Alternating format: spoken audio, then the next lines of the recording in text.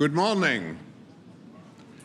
It's a special privilege and honor to be here in the United Arab Emirates. And I would like to thank the President and the ruler of Abu Dhabi, His Highness Sheikh Khalifa bin Zayed Al Nahyan, and the Prime Minister and the ruler of Dubai, His Highness Sheikh Mohammed bin Rashid Al Maktoum, for being our great hosts and partners.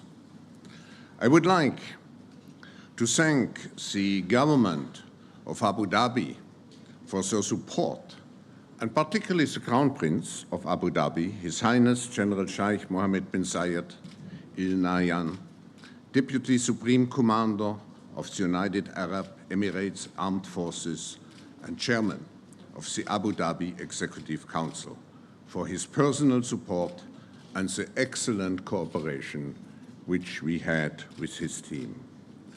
I would like to welcome here, particularly and cordially, His Highness Sheikh Mansour bin Zayed Al Nahyan, Deputy Prime Minister and Minister of Presidential Affairs.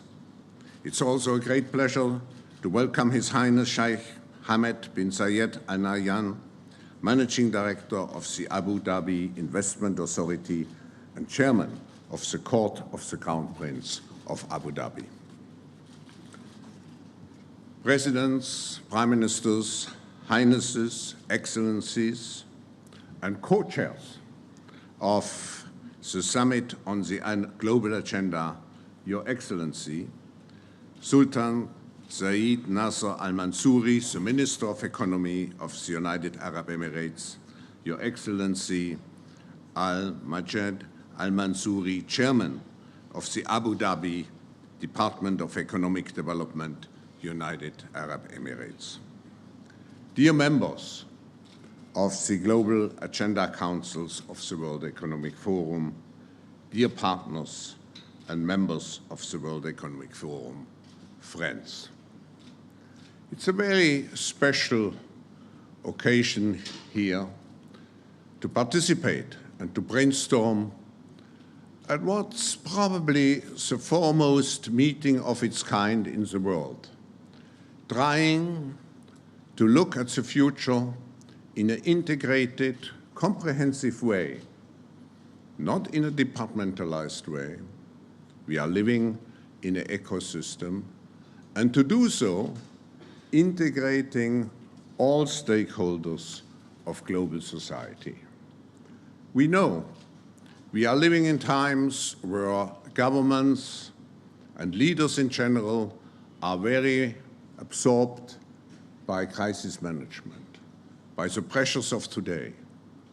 But it's even more necessary during those times to lean back, to reflect, and to think forward, and to do so in a comprehensive way. And that's what we are here for.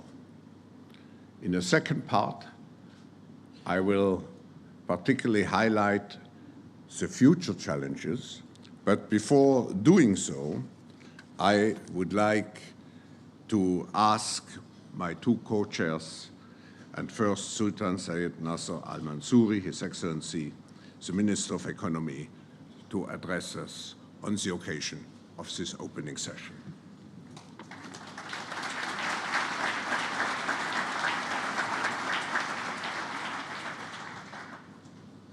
Bismillahirrahmanirrahim. In the name of God, the most gracious, the most merciful. Let me just first thank His Highness Sheikh Mansour bin Zayed Al Nahyan, the Deputy Prime Minister and Minister of Presidential Affairs, for him being here. We are very honored to have you here, Your Highness. I'd like also to thank His Highness Sheikh Hamad bin Zayed Al Nahyan for also honoring us here today. Also, my colleague, Ali Majid Mansouri, Chairman of Abu Dhabi Department of Economic Development. And of course, you all know this wonderful man, Professor Klaus Schwab, the founder and executive chairman of the World Economic Forum, who have brought us all here in this nice weather. But he's going to also get it together in a very cold climate sometime in January, end of January, where in Davos, where I do hope to see you all.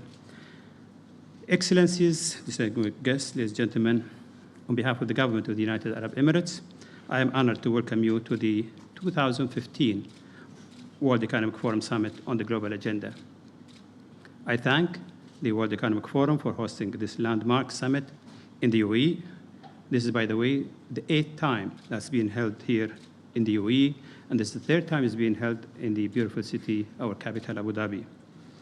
Of course, the partnership between the Forum and the UAE continues to grow, and we are very grateful for your effective collaboration.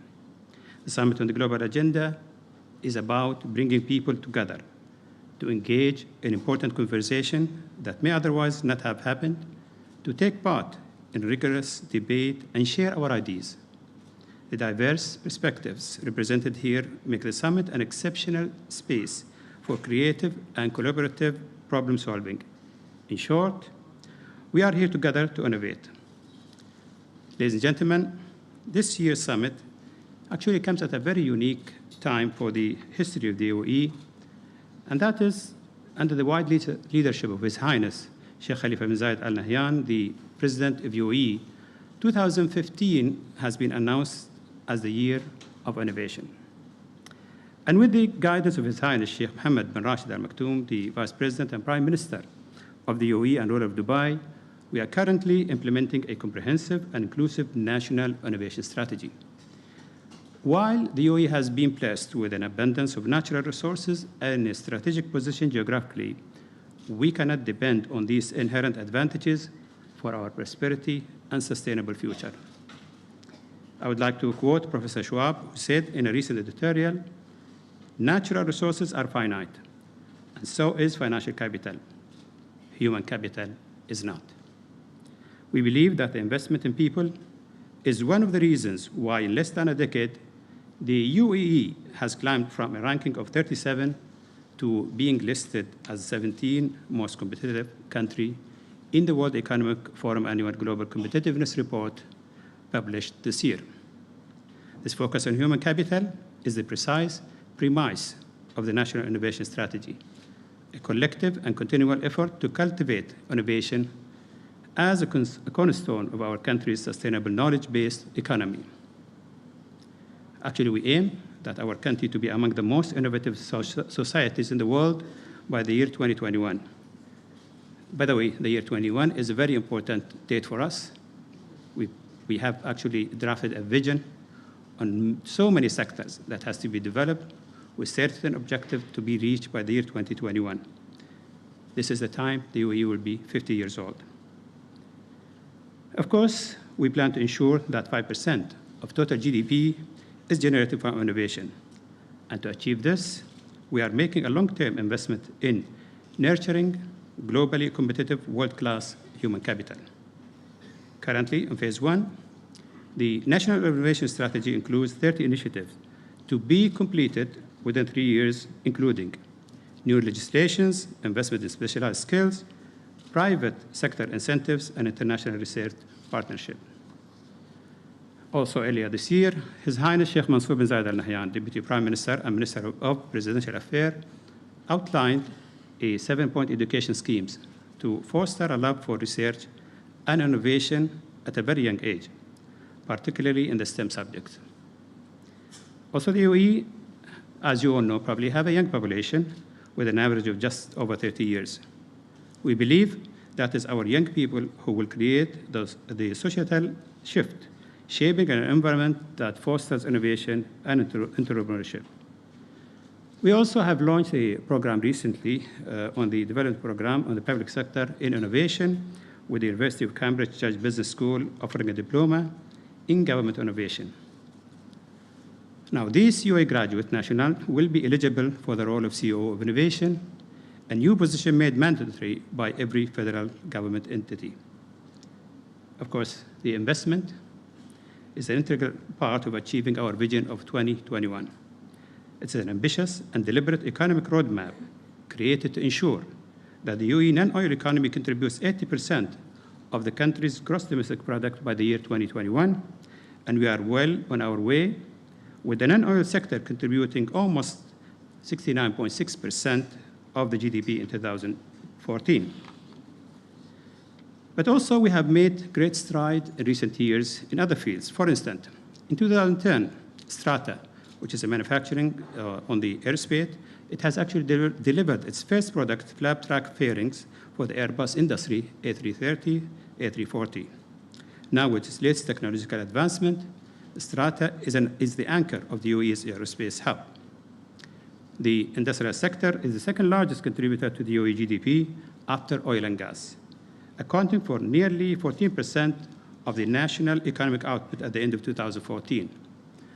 We believe that the industrial sector has immense potential to achieve sustained growth.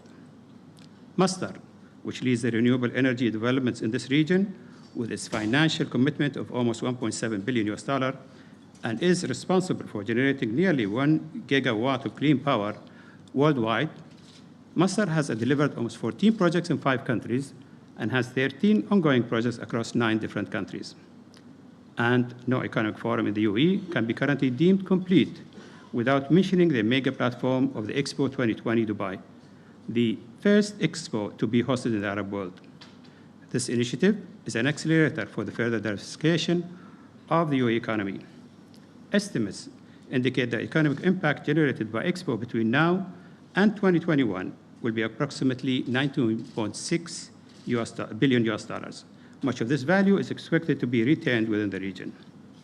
In addition, the Expo theme of connecting minds, creating the future, echoes the powerful spirit of partnership and cooperation that has driven the UAE's success in pioneering new venues of development and innovation.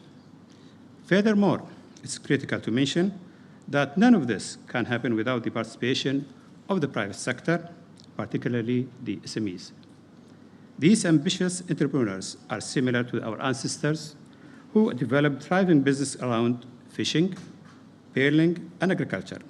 And currently, in the UAE, the SME sector contributes almost 60% of the country's GDP, providing 86% of all private sector employment. Of course, I have to tell you also about the subject of the UAE economy. The gross domestic product of the UAE is actually predicted to grow by 3 to 3.5% to approximately 1.5 trillion dirhams this year. Now, we compare this to 4.6% growth rate, which actually account for 1.47 billion trillion dirhams. This was for the year 2014. Of course, the country has set itself on a path to maintain its high growth rate over the past years. This is, of course, despite the economic uncertainties in the world, the weakened oil prices, and the regional instability. To quote the words of His Highness Sheikh Mohammed bin Rashid Al Maktoum, innovation today is driven by effective institutions, strong policies, specialized skills, an economy where all sectors work together to discover new ways to conduct business. A flexible and creative economy based on a national culture of innovation is the fastest and most sustainable way to reinforce the UAE's competitiveness on a global level. Your Highnesses, ladies and gentlemen, innovation is the driver of efficiency and sustainability. Ultimately, our aim is to advance a national culture that encourages innovation and entrepreneurship through partnership between the public and private sectors locally, regionally, and internationally. The UAE is keen to promote the message of social and economic development at this global platform. The economic reality in the world today requires us to play a larger role in shaping the global economic order, as well as in empowering the social development debate, which is why you are here today. Of course, the solutions of some of the most pressing concerns of the world lies in sincere partnership between the rich and poor nations, between large, small, and medium-sized enterprises, and between global organizations and specialized entities.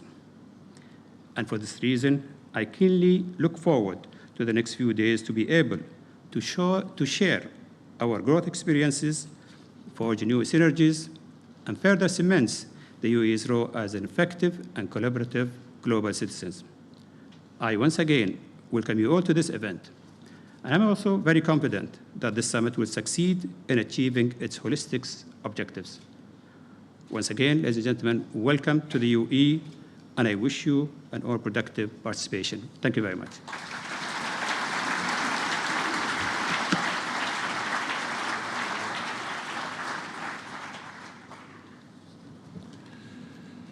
Thank you very much, Minister. May I now invite Your Excellency Al-Mashad Al-Mansouri, the Chairman of the Abu Dhabi Department of Economic Development, to address us.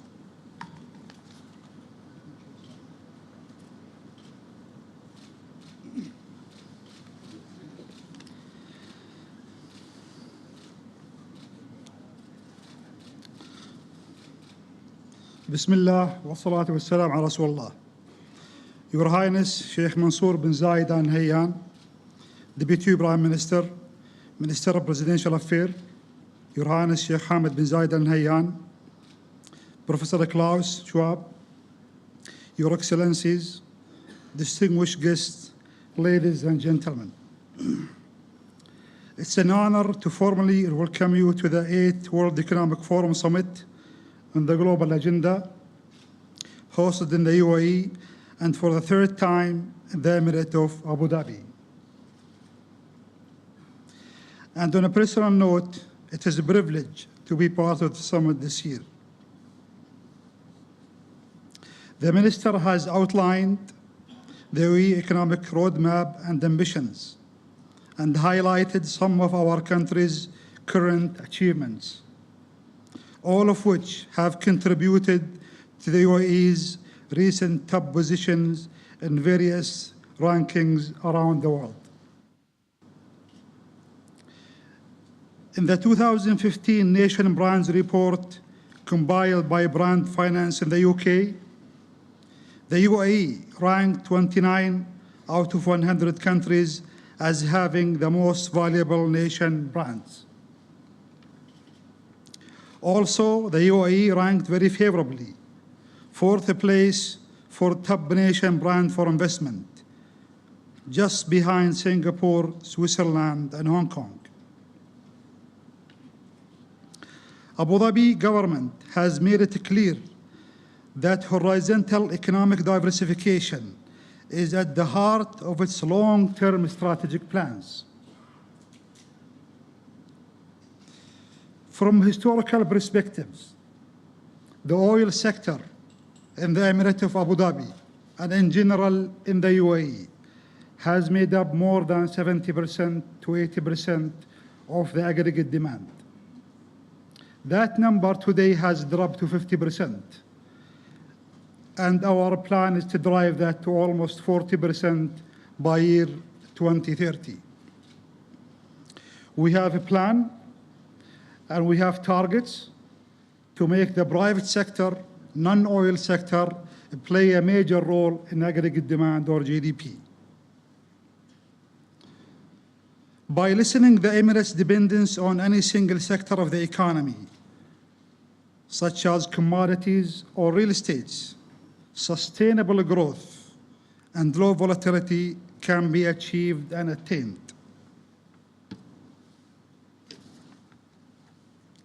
And by expanding the economy, we also create a range of highly skilled private sector employment opportunities for many generations. These are lessons that we have learned from studying experiences of other economies and nations, such as Norway, just to name a few, New Zealand, Singapore, and others. All of the key findings that we have discovered from all of the successes of other nations has been implemented in our economic blueprint, the Abu Dhabi Economic Vision 2030. Among the singular attributes of the UAE is its diverse population. We have more than 200 nationalities who call the UAE home, and we also call them citizens. They are all welcomed, and we call them our partners. Geographically, 2/3 of the world's population lives within an 8-hour flight of the United Arab Emirates.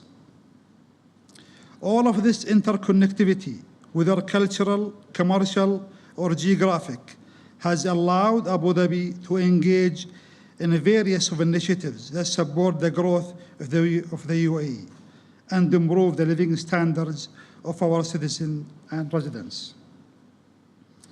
And to just give you some examples of some of the initiatives that the government has taken the past few years, and today we see some of them. Abu Dhabi Global Markets has opened its door to receive international investors to set up their offices in Al Maria Island. Abu Dhabi Global Market is in close proximity to one of the most prominent investment institutions in the world, Abu Dhabi Investment Authority area. The cultural district on Saadiyat Island is rapidly taking shape, with the Louvre scheduled to open late next year, followed by the Zayed National Museum and Guggenheim. The Emirates Nuclear Agency, established in 2009, is mandated to develop safe and sustainable peaceful nuclear energy program. The 20 billion plus program has achieved all milestones to date and is on track to deliver power by 2017. By 2020, it will meet 25% of UAE electricity demand, while reducing carbon emissions and our dependence on hydrocarbons. In cargo transportation, Khalifa Port is considered among the most effective ports and industrial zones globally, applying cutting-edge technology, the only semi-automated containers terminal in the region. The port is set to expand over 4 more phases to handle 15 million containers and 35 million tons of cargo by year 2030. Abu Dhabi International Airport has changed beyond recognition since operation began in 1969 with a single terminal. Now, home of Etihad Airways, the UAE's national airline, Abu Dhabi airports welcome 20 million passengers in 2014. This year, we expect to close the year approximately 25 million plus. The figure is due to rise to beyond 30 million passengers by 2017, when the amazing 700,000 square meter midfield terminal, one of the most ambitious aviation projects ever undertaken, is operational. Infrastructure, however, is considered an enabler and the foundation required to produce skilled, motivated, and a global society. World-class education, training, and mentorship are top priorities for the Emirate, and we are continually developing these imperatives. As the Minister mentioned earlier, Masdar Institute is the world's first graduate-level university dedicated to renewable energy, environment, and sustainability. United Arab Emirates University and other local university has gained international recognition, and we are all proud of that. New York University, Abu Dhabi has already celebrated 2 graduating classes, and the Paris Sorbonne University, Abu Dhabi, is developing a general multilingual scholars, not to mention our homegrown several technology colleges. In addition, on-the-job internship, mentoring, and training program are a must. The ability to grow and adapt to changing circumstances has been central to our national identity. This openness to progress remains at the heart of the government visions for the future of the Emirate. It is our genuine wish that we can share our experiences and lessons to help address challenges faced by other nations. This summit is the place to collectively share and explore our methodologies and practices to reach a broad, sustainable solution to global challenges and opportunities. For me, this principle of long-term thinking is a critical element to this week's discussion. I am confident that 2015 summit and the global agenda will allow us to do that. Thank you very much. Assalamu alaikum wa rahmatullah.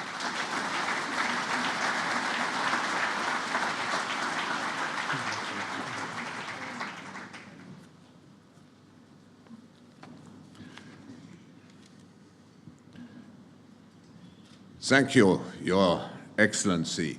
I think the two introductory welcome speeches have shown us how appropriate it is to have this summit here in the United Arab Emirates.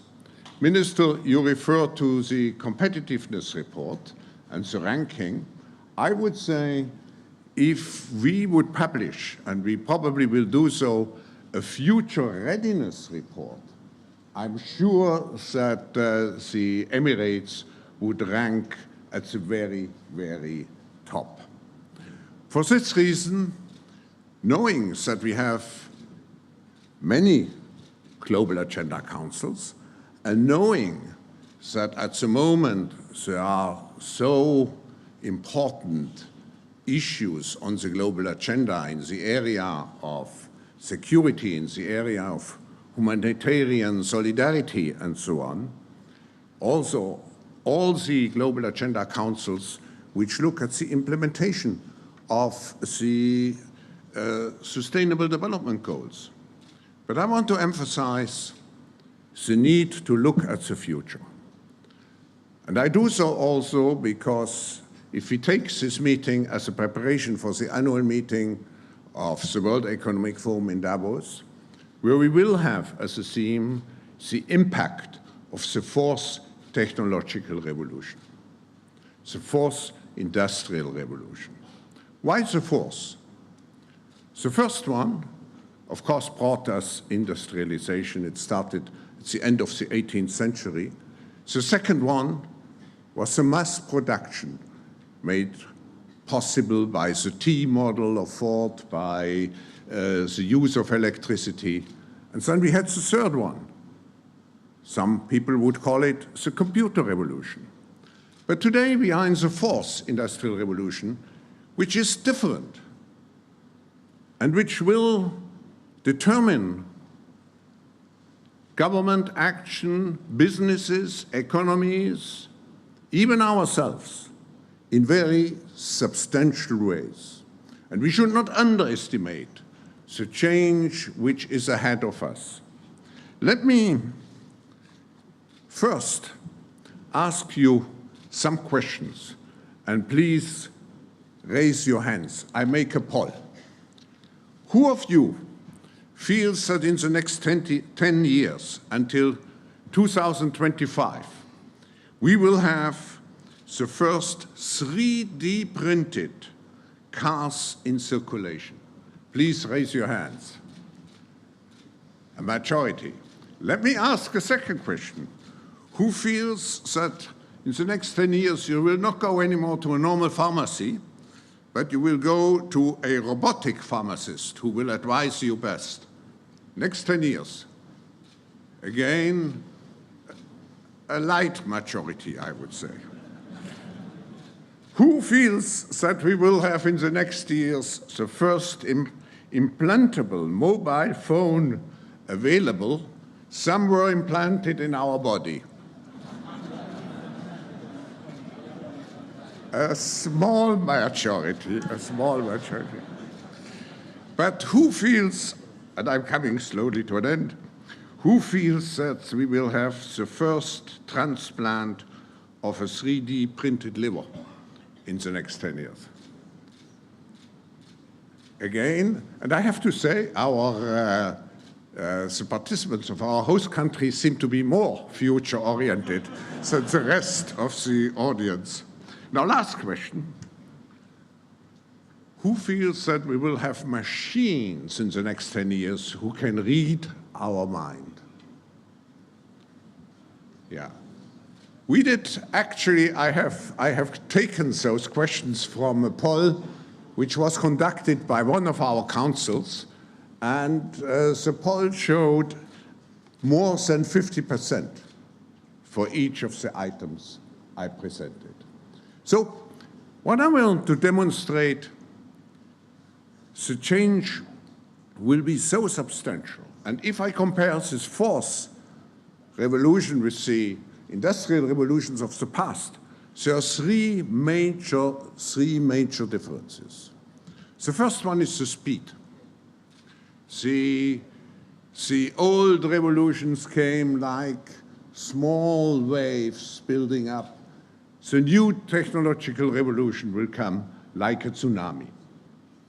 The second change is that it is not a revolution related to one area, to one product. It's not just mobile, it's not just sensors. No, it's also nanotechnology, it's renewables, it's brain research, and so on. And the combination of all those innovations will create a very strong force. The last innovation, or the last difference which I would see, is the fact that this is not a product innovation so much, or a service innovation, as we have seen in the past, where innovation generated a new product. No, it's a systems innovation. Just look at Uber. It's not producing new cars, it's producing a new way of what we did in the past. And of course, this will enable what we call now the shared economy. So many changes will happen, and we will have to prepare, and I'm thankful for all the councils here in the room, like the Council for the Future of Electricity, the Council for the Future of Manufacturing, and I could go on, who are preparing us for the impact of those innovations. Now, let me just look what the impact of those innovations will be, and I will be very short, because the impact will be everywhere. But let me take out some issues. What will be the impact on business and economies? The key word, as it came out in your presentations, in the future will be entrepreneurship, agility. It will be more the small and the medium enterprises and who have the necessary agility. And I would say in the future, it will be not anymore the big fish which eats the small fish. It will be the fast fish which eats the slow fish. Therefore, also the necessity which we see now in the world that big companies organize themselves as platforms. Just take as an example Google, which now has created a platform called Alphabet to place all its businesses on this platform. So the need for agility, because the business model of each sector will be fundamentally restructured. Banking, the disintermediation which we will see. And that leads me to the next point. It is the question, what is the impact of this revolution on skills, on labor? Now, in the past, we had what we called creative destruction, which means the jobs which were destroyed by innovation could be replaced by new, usually upgraded jobs. But now we are not anymore as sure whether we will have those upgraded jobs, because with the disintermediation, the technology will replace many jobs in the more upper-skilled sector. So I know, Prime Minister Brown, when we talked about it, you told me the jobs of the future will be robot polishers and drone dispatchers and so on, which means we need completely new skills. And those countries which are preparing first for those new skills, I would think will be the winners. So the key for government policies will be upskilling, reskilling, to be prepared for this new technology age. What will be the impact on governments? Governments will be more important than ever before, because what we are doing requires close cooperation between business and governments. In this new world, which is so fast-paced, we have to make sure that the pace of innovation is followed by the pace of governmental action, creating norms, creating rules. That's, by the way, one of the big functions of the World Economic Forum, to be a platform for discussion and dialogue between business and governments, to set standards and rules for this evolving new world. Governments could approach it in two ways. They could say, as I mentioned to some of you yesterday, everything which is not explicitly forbidden is allowed. But they could also say, everything which is not allowed is forbidden. So you have two approaches, and we have to find some kind of the middle way of the two. Let me just test you again. We made a poll recently at the, and I want to see how open you are for this new world.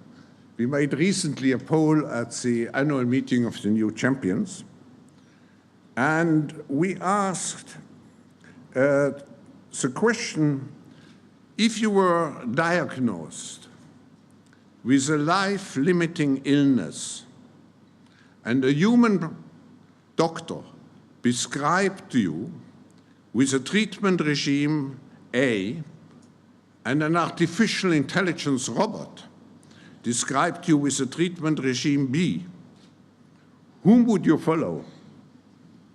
The doctor or the robot? Who would follow the doctor? Majority. Who would follow the robot? I mean, the rest.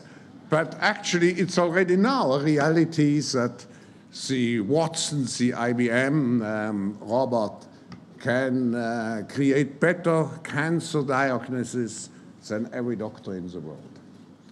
Or let me ask a second question. If you were brought to trial falsely accused of committing a serious crime, would you be rather judged by a human judge or an artificial intelligence judge? Who votes for the human judge? And who for the artificial intelligence judge? Oh, I have to say, in our poll, 2/3 still prefer the human being. So that's the new technology age. Now, we have to be prepared for it. And what we are doing, I think, is the best way. To think about all those issues in an integrated way, to work together, the public sector, the private sector, the best minds in the world. That's how we can define the issues in a strategic way, in a proactive way. That's how we can create solutions and how we can create possible action. I want to thank again the government of the United Arab Emirates for being such great partners. And I think the forum, I may say in false modesty, has always been a looking forward organization. But to have found a partner who has exactly the same attitude, I think that's what makes this meeting so productive and successful. I want to thank again His Highness Sheikh Mansour bin Zayed Al Nahyan, the Deputy Prime Minister and Minister of Presidential Affairs, to be with us at this opening session, and His Highness Sheikh Hamad bin Zayed Al Nahyan, the Managing Director of the Abu Dhabi Investment Authority and Chairman of the Court of the Crown Prince of Abu Dhabi. Let me conclude by saying the new technology age, if shaped, and we can contribute to it, in a responsive and responsible way, could catalyze a new cultural renaissance that enables us to feel part of something much larger than ourselves, a true global civilization. Eric Schmidt in Davos said this year, we will see the fight of the human against the robot. I think we can make sure that the human is winning this fight, providing we cultivate the special human traits of belonging, of creativity, of feelings. The fourth industrial revolution provides, therefore, a tendency to robotize humanity, which means to deprive it of its heart and its soul. Yet, it also has the great potential, if we work together and if we create more role models, to lift humanity into a new collective and moral consciousness based on a shared sense of density. Thank you. Of destiny.